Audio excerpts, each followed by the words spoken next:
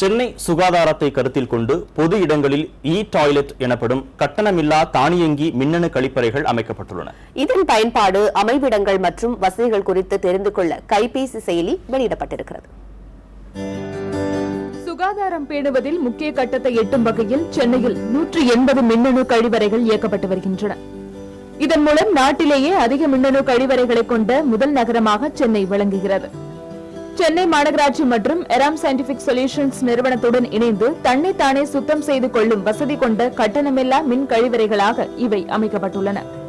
பேருந்து நிலையம், வணிக பகுதிகள், சுற்றுலா மையங்கள் போன்ற பொது இடங்களின் அருகே மக்கள் பயன்பெறும் வகையில் டாய்லெட் அமைக்கப்பட்டுள்ளன.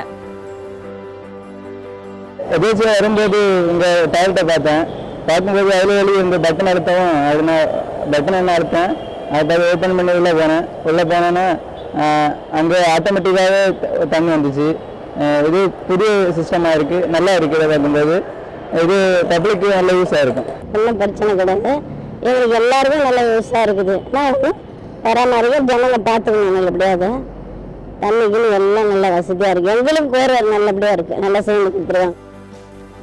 எந்தெந்த இடங்களில் எந்தெந்த கழிவறைகள் உள்ளன என்று கைபேசி மூலமாக தெரிந்து கொள்ள டாய்லெட் என்ற செயலி வெளியிடப்பட்டுள்ளது. இதை கூகுள் அப்ளிகேஷனில் இலவசமாக பதிவிறக்கம் செய்யும் வசதியும் உள்ளது. டாய்லெட் அப்ளிகேஷன்ல பாத்தீங்கன்னா டாய்லெட் எங்கெங்கெல்லாம் இருக்கு அப்படின்றதுக்கான அந்த லொகேஷன், கூகுள் மேப் லொகேஷன் இருக்கு. ஸோ பப்ளிக் அது மூலமா அவங்க எந்தெந்த இடத்துல டாய்லெட் இருக்குன்னு தெரிஞ்சுக்கலாம். ரெண்டாவது அதில் எப்படி அந்த டாய்லெட்டை யூஸ் பண்ணணுன்ற ஒரு வீடியோவும் அதில் இருக்கு. ஸோ இந்த ஏதாவது ஒரு டாய்லெட் ஏதாவது ப்ராப்ளம்னா கூட எங்களுக்கு ஹெட் ஆஃபீஸ் இதில் இருக்கிற ஜிபிஆர்எஸ் மூலமாக ஹெட் ஆஃபீஸுக்கு தகவல் போயிடும். அங்கேருந்து எங்களுக்கு உடனே இன்டிமேட் பண்ணுவாங்க. எந்த ஜோனில் ப்ராப்ளமும் இன்டிமேட் பண்ணுவாங்க. நாங்கள் உடனே போயிட்டு ஒரு வித்தின் ½ மணி நேரம் அதை நாங்கள் சரி பண்ணிடுவோம். மேம், கழிவு நீரை சுத்திகரிக்கும் பயோடைஜஸ்டர் வசதியும் டாய்லெட்டில் உண்டு. குழந்தைகளுக்கு, பெண்களுக்கு, மாற்றுத்திறனாளிகளுக்கு என பிரத்யேக வசதிகளுடன் அமைக்கப்பட்டுள்ளன. பெண்களுக்கான கழிவறையில் ₹5 கட்டணத்திற்கு நாப்கின் பெற்றுக்கொள்ளும் வகையில் நாப்கின் வெண்டிங் இயந்திரமும் பொருத்தப்பட்டுள்ளது.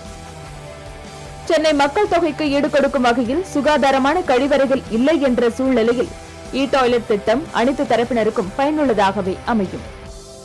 சென்னை மக்களின் சுகாதாரத்தை கருத்தில் கொண்டு டாய்லெட் முறை அறிமுகம் செய்யப்பட்டுள்ளது.